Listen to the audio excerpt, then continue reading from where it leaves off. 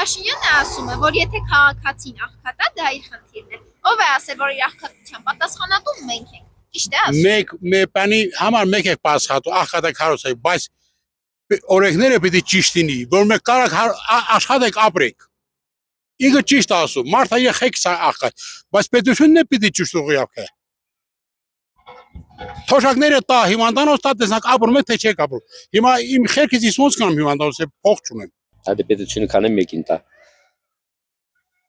Մարդկա օրինակի վիճակի է, բայց չի աշխատում, ոչ մի բան չի ուզում անի։ Ուզում անենց ապրի, օթից կախված։ Դե հիմնականում քասիպես խելքի տա քասի, բան չեք ասում։ Բայց դե յուղում աշխատատեղ չկա, ինչ անես։ Եղածա բավարարում եք, դեք ասում չեք, սոված մեռում եք, բայց էդ է էլի։ Պետությունը պետք է հարուստ լինի, որ իր ժողովրդին կարա նորմալ մատակարարի, ոնց որ մարդու ընտանիքն է, եթե մարդու ընտանիք հարուստայնում, երեխան նորմալ է ապրում, եթե քասի բանում երեխան վատ է սնում, վատ է ապրում, նույն բանն է, էլի, կամ տունը կամ պետությունը նույն բանն։ Չէ, ճիշտ չի ասում։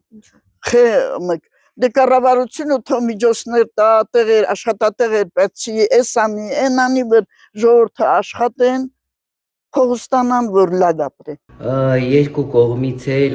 կարելի է բացասականը տեսնել, այո, եւ ժողովուրդը ոչ թե իրենց խելքից էլ աղքատ, ժողովուրդը իր վիճակի բերումով է ստացվել աղքատ, բայց պետության հզորացումն է նպաստում զարգացմանը եւ այսինքն աղքատությանը վերջ է դրվում։ Միանշանակ պետությունը ունի իր դերակատարումը։